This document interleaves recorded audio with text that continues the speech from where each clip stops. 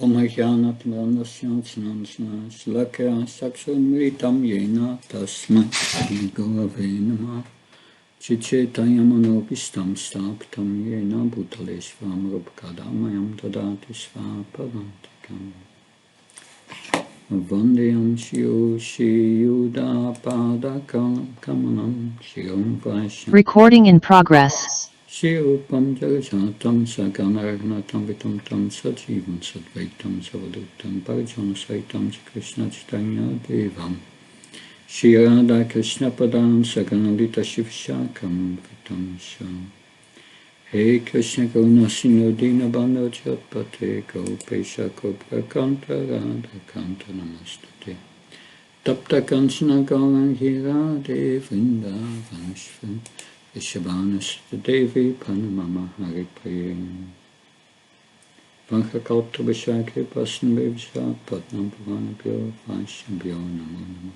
Jaya Shri Krishna Chaitanya Prabhu Nityananda Shri Advaita Gadadhar Shivasati Gaura Bhaktavinda Hare Krishna Krishna Krishna Hare Hare Hare Ram Ram Ram Hare Hare. Today we will discuss Canto 10, Chapter 82. Krishna and Balaram meets the inhabitants of Vrindavan, verses 22 till 38. So we'll start with reading verse 22. Shishuka Vacha Vasudeva Hasenatyer Yadubiste Resanripa Asannachyuta Sandarsha Paramananda Nifrita. Sukadev Goswami said,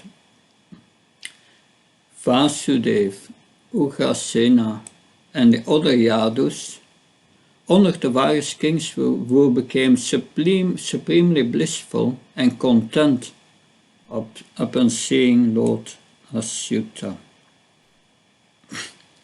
So this is real happiness, to see Krishna. Verses 23 till 26. Here are a lot of names.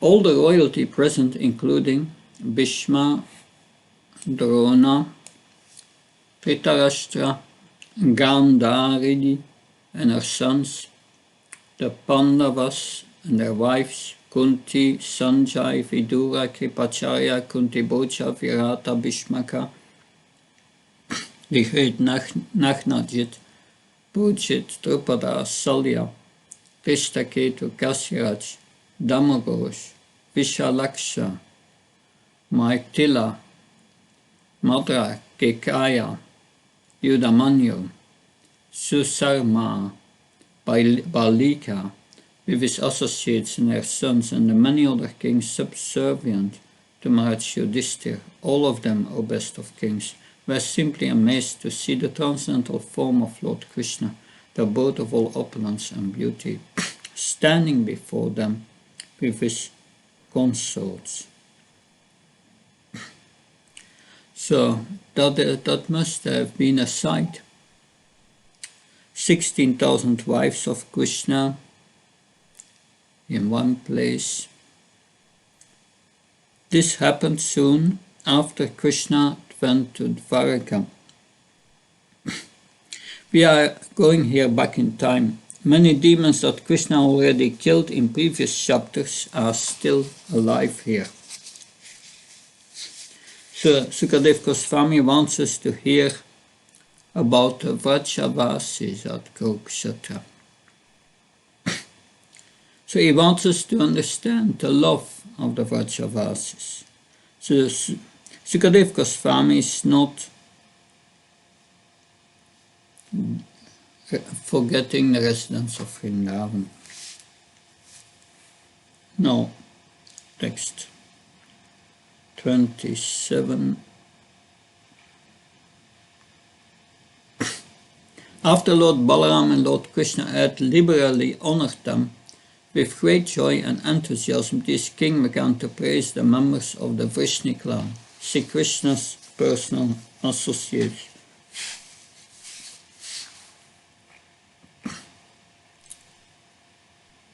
The king said, O king of the Bhojas, you alone among men have achieved a truly exalted birth, for you continually behold Lord Krishna, who is rarely visible, even to great yogis.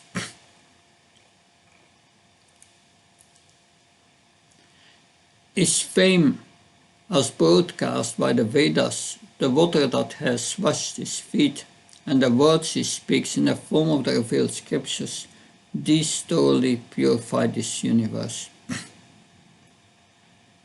Although the earth's good fortune was ravaged by time, the touch of his lotus feet has revitalized her, and thus she is raining down on us the fulfillment of our desires. The same Lord Vishnu who makes one forget the goals of heaven and liberation has now entered into marital and blood relationships with you, who otherwise travel on the hellish path of family life.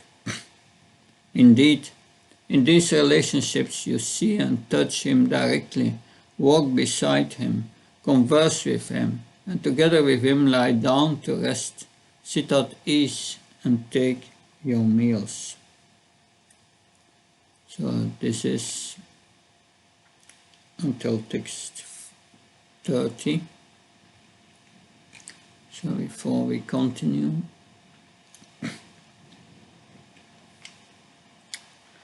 so these things are, two things are there. Even if Krishna is not there, and there are the Vedas and the Ganga water. Even after Krishna left, we have still his words from Bhagavad-Gita. And yes, the demonic kings were coming. They all took bath. Kali Yuga is coming. The demons took birth on earth. They are really appreciating the good fortune of the Yadavas. So we are all part of Krishna's family. And one day we will rejoin Krishna's family. And we will find out our relationship with the spiritual world too. So we will go back and read the purport of these last two verses, 29, 30. Can someone read? All Vedic mantras glorify Lord Vishnu. This truth is supported with elaborate evidence by learned acharyas like Ramanuja in his Vedartha Sangraha and Madhava in his Rig Veda Bhashya. The words Vishnu himself speaks, such as the Bhagavad-Gita, are the confidential essence of all scripture.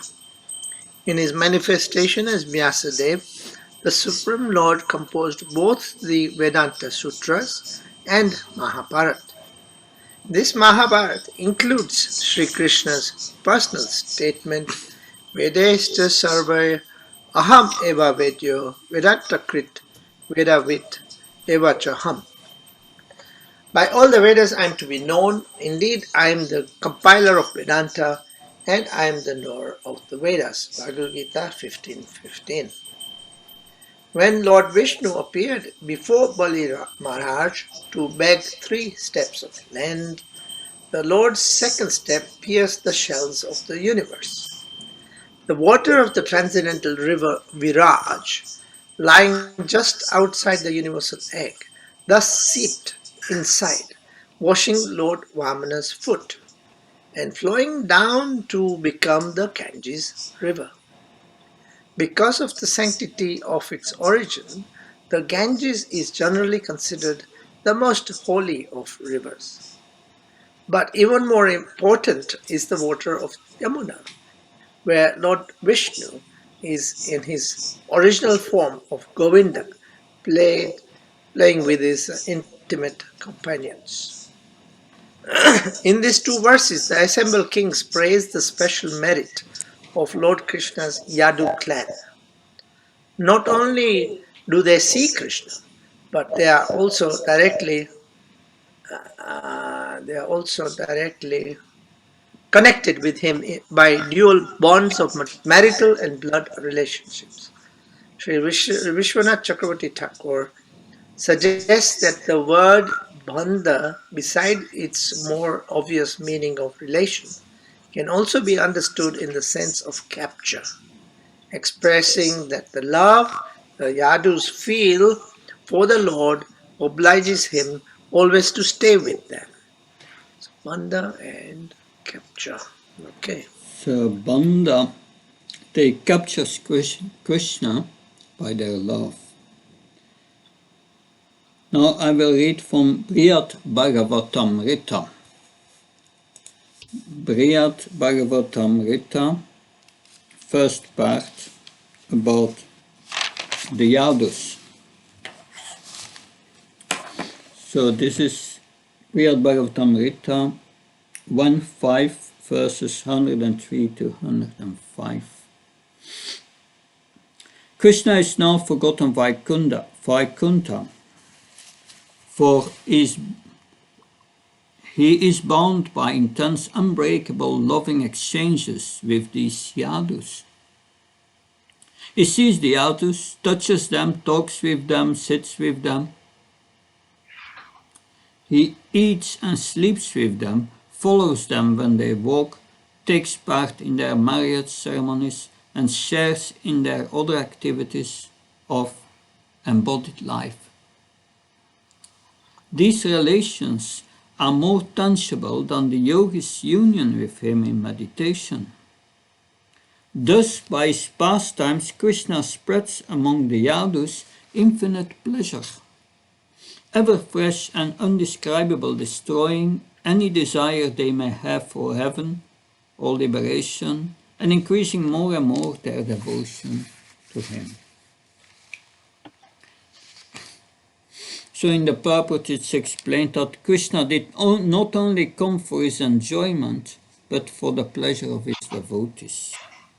And some of the Yadus, before living with Krishna, may have harbored desires to attain the celestial worlds and associate with Krishna there, like in the form of Vamandev or some. Many demigods, as we have heard in the beginning of the 10th canto, the order was given to you, you go and take birth in the Yadu dynasty. So that's the beginning of Krishna book. Some of them may return to heaven, as it was there where they came from. Most came from heaven, these demigods. But after they lived for some time with Krishna in Dvaraka, such unsuitable desires in their hearts dissolved. So they went back to the spiritual world. So the demigods who joined Krishna, they had this sakam bhakti mixed with material desires. So they have the desire to enjoy and at the same time serve. That's sakam. Mother Narayani commented on this. I heard Srila Prabhupada saying that a lot of his disciples will end up in the heavenly planets because of that. Interesting comment. So the demigods have this desire, but being with Krishna, that dissolved that desire. So the Yadus lost every trace of interest in liberation from the cycle of samsara, because they wanted never to be deprived from the opportunity to take birth again and again in the company of Lord Krishna. Of course, Lord Chaitanya says in its Sikshastika, Mama Janmani Jamameshvare, I want your causeless devotional service, birth after birth. So some of them perhaps wanted to enjoy and go back to the heavenly planets after being finished being with Krishna, But being with Krishna made them lose that desire, and some of them might have wanted to get liberation. And they decided, no, we want to go on keeping birth every time he comes. We want to take birth again and again and take part in his pastimes and be with him. So this is another understanding of Mama Janmani Jamamishvare from Siksastakam. Further from the purport of Brihad Bhagavatamrita, 1.5 verses 103 and 105, yeah. The Yadu's meditation on Krishna is much more strongly focused than the dharana and samadhi of the yogis. Whereas impersonal meditators fall prey to various distractions even in their so-called perfection of samadhi, Krishna's devotee in Dvaraka, in their Krishna samadhi, cannot be shaken in any way at any time by anyone or anything. Nothing can distract their meditation, because at every moment they experience the incomparable happiness of Krishna consciousness. So when you come to that point, you are ready to go to Vraj, Goloka, or Dvarka. When you come to that point. So, to achieve limited versions of spiritual perfection with dimensions of happiness that are monotonous and meager compared to devotional service, conditioned souls must undergo disciplines like the Eightfold Yoga process. The others, however, have had pure spiritual bodies and therefore have no need to submit their bodies and minds to yoga discipline. Bhagavad-Gita speaks about yoga discipline and how to get every kind of mystic power. I'm just preparing these 2 chapters. Canto 11, chapter 14 and 15, which will be discussed in the summer. So Bhagavad-Gita speaks about yoga discipline and how to get every kind of mystic power. But at the end it says, actually, they are all impediments to bhakti. These mystic powers are impediments, therefore the devotees reject them. So they are eternal friends of Yogeshvar, these Yadus. Yogeshvar, the master of all yoga. Instead of struggling to cultivate some inward meditation in the company of Krishna, they effortlessly enjoy in various ways with all their senses. And then Sanatan Goswami, Brihad Bhagavatamrita, he quotes these 2 verses that we just read now, 29 and 30. So in these 2 verses spoken during the meeting of Krishna's devotees at Kurukshetra, Maharaj Yudhishthira congratulates the Yadavas for the supreme fortune of their intimacy with Krishna. The water that there washed Krishna's feet in the form of the river Ganga purifies the whole universe of its sins. His instructions in the form of the Vedas educate human society to the standard of natural spiritual life free from illusion. But despite his constant presence in these 2 forms, in course of time the earth picks up from the creatures she supports more sinful contamination that she can bear. Her glory then becomes a mere shadow of what it was. To deliver the earth from misfortune, therefore, Krishna appears in the Yadu dynasty. Just by the touch of his lotus feet, she regains her former strength and can once again shower the Lord's devotees with the fulfillment of their needs and desires. The others especially are so satisfied living on the earth with Krishna that they entirely forget about heaven and liberation. They prefer to stay entangled in their relationships with him through marriage, Sajjana, and birth, Sapinna. So Maharaj Pariksit prays, and that's the Bhagavatam, first canto, chapter 19, verse 16. When I have to take birth again, let me have devotion to you, affection for devotees, and friendship with all living entities. Also Sudama prayed for this. So this is another desire of pure devotees. They all want to be Madhyam Adhikaris, come back and preach, help all living entities. So this is the commentary from Bhagavad-Gita. Now we go back, share the screen again, text 31.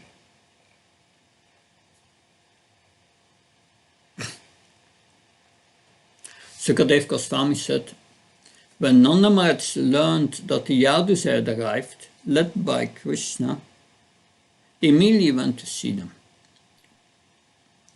The cows accompanied him, their various possessions loaded on their wagons. So, these possessions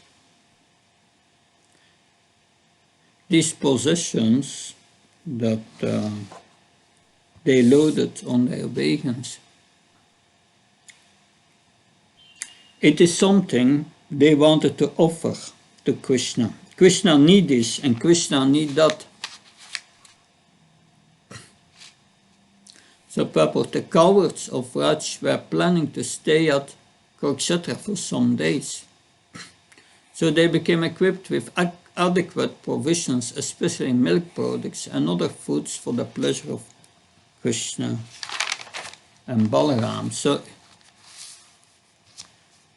imagine if that would be our luggage. That of course, yeah, when you go to Brindavan and take deity dresses at home with them, that text 32 and 33. Seeing Nanda, the Vrishnis were delighted and stood up like dead bodies, coming back to life. Having felt much distress at not seeing him for so long, they held him in a tight embrace.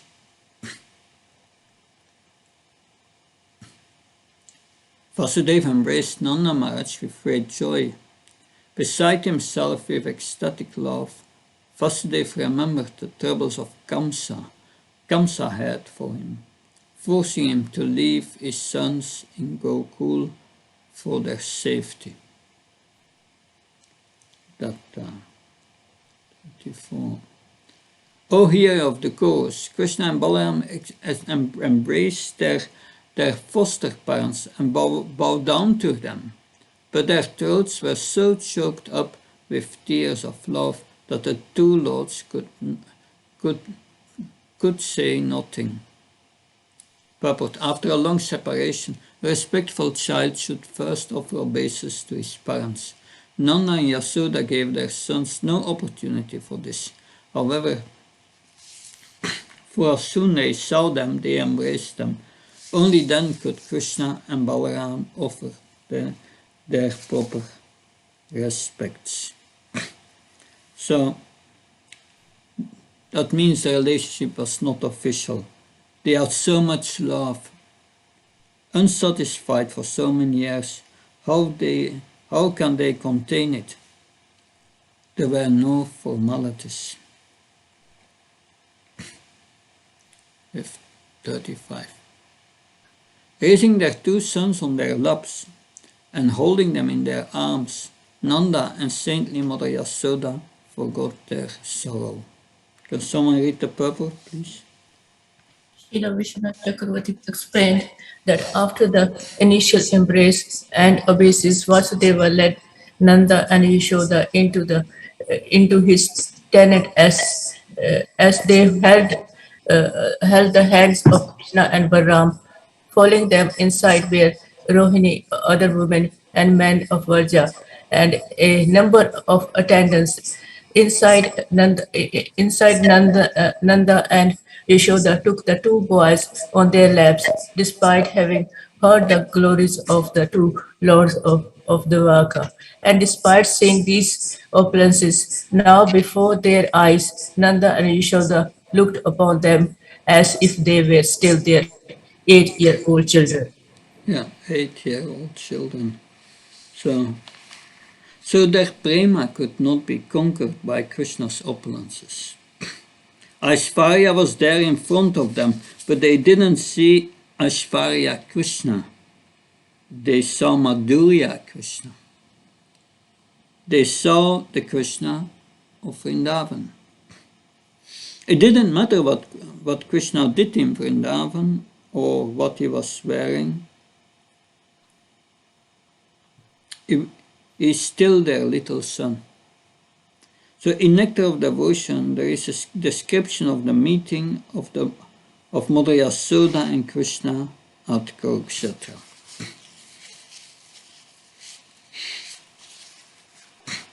So the lower part of her sari was wet from the milk flowing from her breast, and she was crying. When Krishna arrived at Kurukshetra, this is Nectar of Devotion, chapter 43. When Krishna arrived at Kurukshetra, all the people assembled there began to say that Krishna, the son of Devaki, had arrived. At that time, Devaki, just like an affectionate mother, began to pat Krishna's face. And again, when people cried that Krishna, the son of Vasudeva, had come, both King Nanda and Mother Yasoda became overwhelmed with affection and expressed their great pleasure. When Mother Yasoda, the queen of Gokula, was going to see her son at Kurukshetra, one of her friends addressed her thus: "My dear queen, the milk flowing out of your breast mountain has already whitened the river Ganges, and the tears from your eyes mixed with black mascara have already blackened the color of the Yamuna. And as you are standing just between the two rivers, I think there is no need for your anxiety to see your son's face. Your parental affection has already been exhibited to him by these two rivers." The same friend of Mother Yasoda addressed Krishna as follows: "My dear Mukunda, if Mother Yasoda, the queen of Gokul, is forced to stand on fire but is allowed to see her lotus feet, then this fire will appear to her like the Himalaya mountains full of ice. In the same way, if she is allowed to stay in the ocean of nectar but is not allowed to see the lotus face of your grace, then even this ocean of nectar will appear to her as an ocean of arsenic poison. Let the anxiety of Mother Yasoda Vraj, always expecting to see the lotus feet of Krishna, be glorified all over the universe." So she was anxious. She was anxious to see Krishna and make sure is eating and that he's happy. So there's a little section also from Gopal Champu. This is from the beginning of the journey when they left Braj. In the morning, the journey to Kurukshetra was undertaken. So this is the journey of the Bprs when they went to Kurukshetra. How they went to Kurukshetra. The chest of the Braj people quivered in anticipation of seeing Krishna. They gave bliss to all eyes because their hair stood on end and they were drenched with tears, because their teeth clattered from trembling their words became unintelligible. This is how the Vrishvasis were going to Kurukshetra. Their teeth were shattering so that they couldn't speak. Because many thoughts appeared and disappeared, they were constantly in confusion. They acted calm externally like realized souls, but internally they considered everything illusory because of the bliss of seeing Krishna constantly. Their bodies became thin because of forgetting to sleep or eat, but they were always serving Krishna. Even those who didn't know Krishna and who disrespected him went along.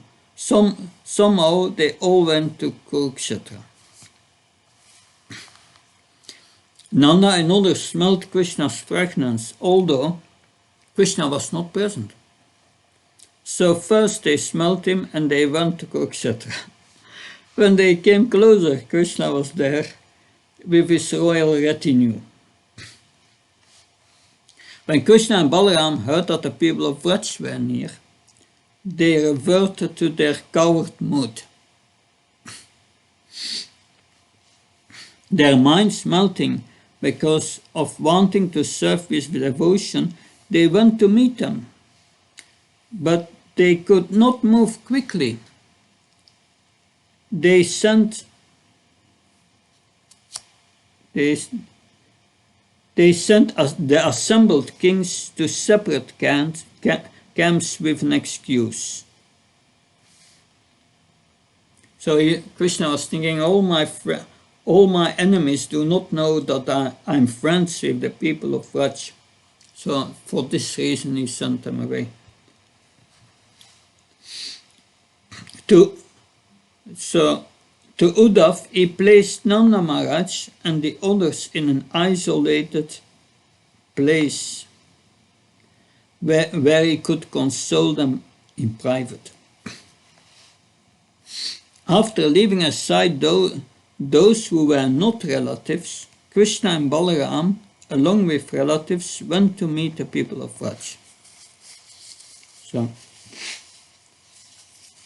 this was only for the relatives.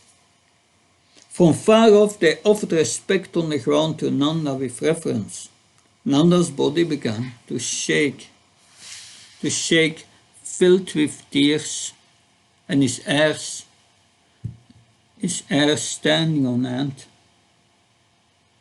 Nanda embraced both at once and cried with a choked voice and unsteady mind. Krishna and Balaram wanted to embrace him, but because of all the people present, they offered respect on the ground with reverence at Nanda's feet. Though Nanda wanted to relieve them of the fatigue of offering respects, because of lack of control of his emotions, his hands could not move properly. Nanda Maharaj's hands. He just looked here and there, and then he saw Vasudeva and others who said, "May you too live long." Nanda and his group remained reserved, however.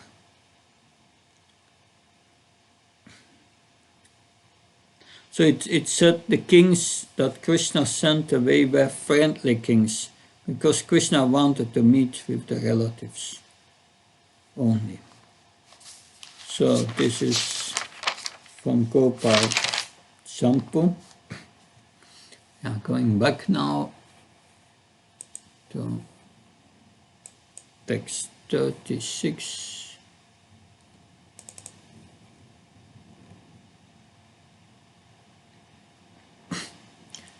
Then Rohini and Devaki both embraced the queen of Vraj, remembering the faithful friendship she had shown them. Their throats choking with tears, they addressed her as follows. Here. At this time, according to Srila Vishwanath Chakravarti, Shri Vasudeva invited Nanda outside to meet Ugrasena and the other elder Yadus. Taking this opportunity, Rohini and Devaki talked with Queen Yasoda.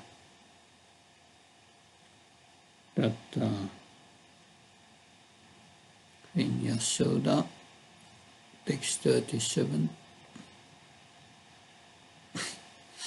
Rohini and Devaki said, "What woman could forget the unceasing friendship you and Nanda have shown to us?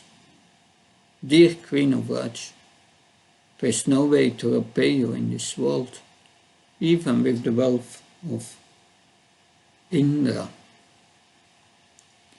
So, this is the purport of Srila Vishwanath Chakravarti Thakur. Someone can read that, Sitting with Krishna.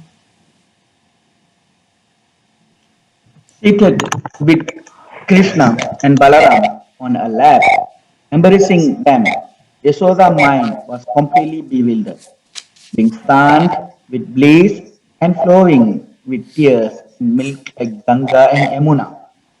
Of the two seated in front of Rohini first spoke. What can repay that friendship even if we attain the wealth of Indra?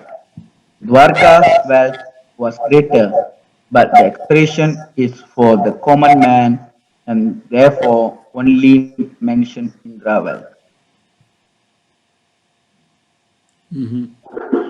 Should I continue, Jogo-san? No, thank you. So the people did not know the wealth of Dwarka, but Dwarka was more opulent than Indra's wealth. Interesting. Text 38. The last verse for today.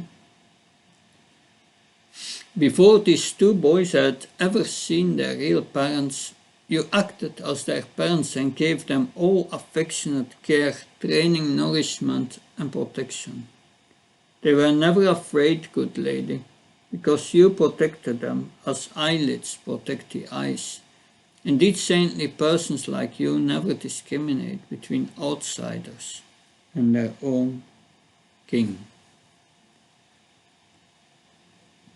Can someone read the purport?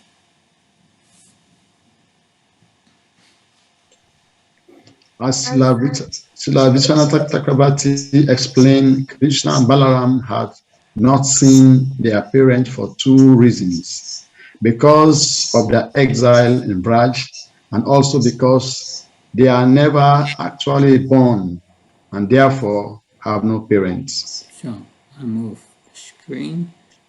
Can continue. Srila Vishwanath Chakrabarti also describes what Devaki thought before speaking this verse. Alas, because for so long these two sons of mine had you, Yasoda, as their guardian and mother, and because they were immersed in short a vast ocean of ecstatic, loving dealings with you, now that you are once before them, they are too distracted to even notice me. Also, you are behaving as if insane and blind with love for them, showing millions of times more maternal affection than I possess. Thus, you simply keep staring at us, your friends, without recognizing us. So let me bring you back to reality on the pretext of some affectionate words. Then when Devaki failed to get any response from Yasoda, even after addressing her, Rohini said, "My dear Devaki, it is impossible just now to rouse her out of this ecstatic trance.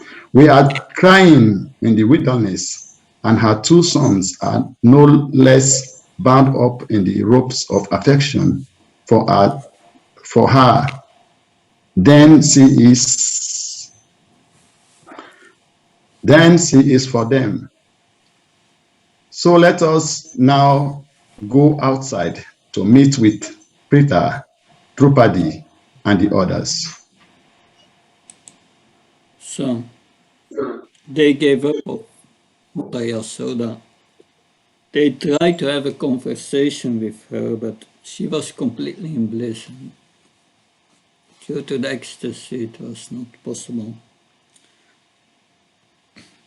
In Nectar of Devotion, there is a list of personalities who enjoyed parental love toward Krishna. And the first is Mother Yasoda. She had the most intense love for Krishna, motherly love. And then the next, of course, is Nanda Maharaj. But the third one,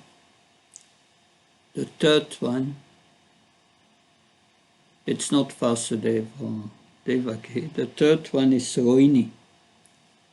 And the fourth one are the elderly Gopis, the Gopis of Braj, whose sons were stolen by Lord Brahma, and because that they got Krishna as their child. These were the number 4. Number 5 is Devaki. Then Devaki comes. And then 6 are the other wives of Vasudeva. So Devaki had 15 co-wives. And then there is Kunti. She comes of the 7th, Kunti.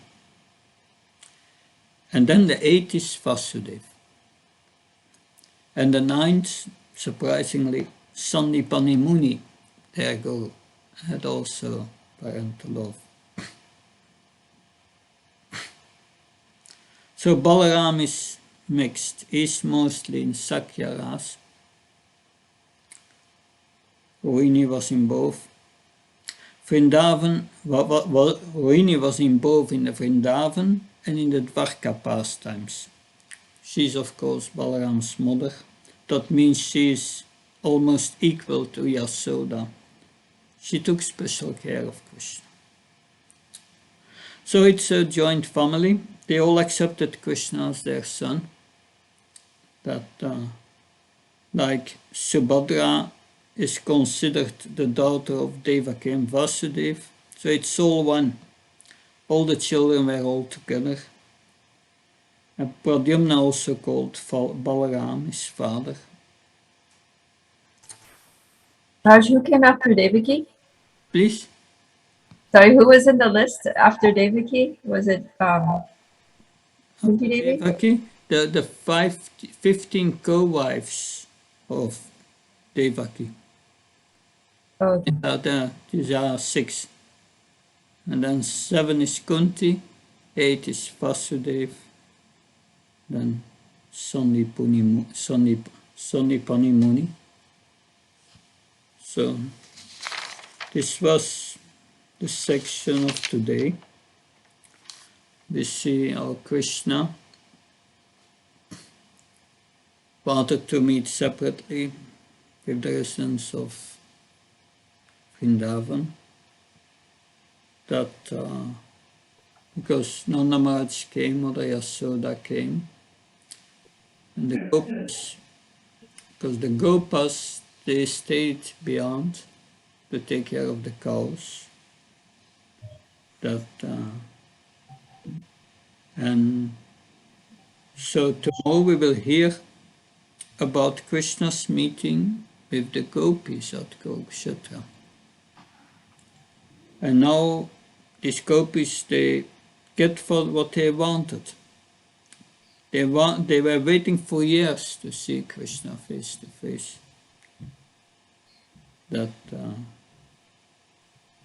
So we will hear about their ecstatic love,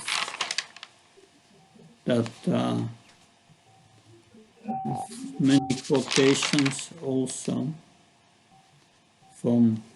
even from Gopal Champa, Chaitanya Charitamrita, that many references which we'll discuss tomorrow. That of course Mother Yasoda's position is unique. She's the number one. That they were Siddhis, the eternal parents of Krishna in Gokul, in Golok, yeah, who came to participate in Krishna's pastimes, and Devaki and Vasudev are also Nityasiddhis, but they are expansions of Yasoda and Nanda Maharaj, are expansions from Vaikuntha, because they are in all in reference. Although in their previous lives they were Sutapa and Prishni. Yes, thank you, Prishni. And they did austerities to get Krishna their son. But this Prishni and Sutapa, they were demigods, and these demigods portions merged together with the Nitya Siddhis. It's quite esoteric, but if you want to read more and know more about this, you can read the book of Shivara Maharaj or Mother Yasoda. That very beautiful. There, that is all explained. Good. Pavitra Prabhu, please. Hare Krishna Maharaj. Haribol. Thank you, Maharaj. Maharaj, I was trying to answer the questions in the question bank.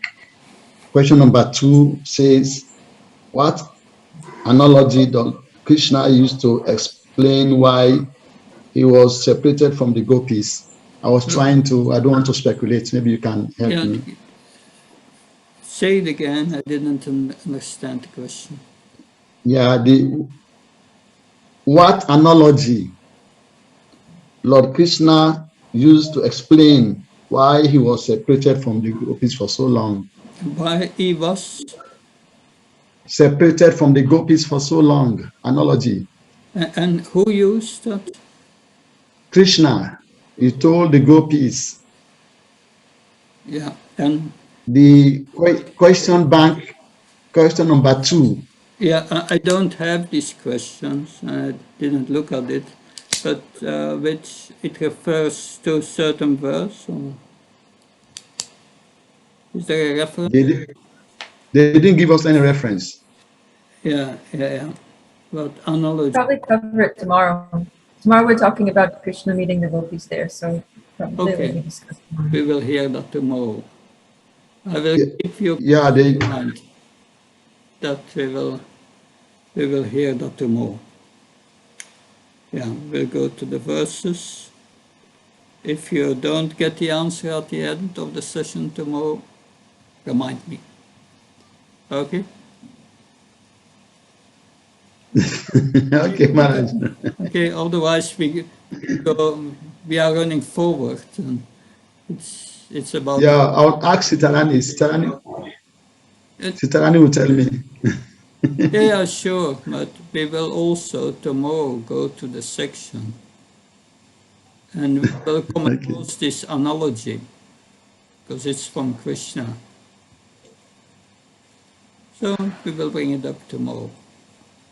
Okay? Thank you, Maharaj. Something else?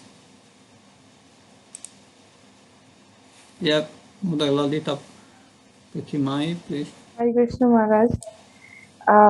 As we were seeing in this class today, that how Mother Yashoda and Nanda Maharaj did not allow Krishna and Balaram to first like do formal things and then embrace them. So this happened like last week. My cousin got married, and all my maternal aunties they assembled to bless the newly wedded couples. So they were just in tears while sending her to her in-laws' house, and they were all remembering her childhood.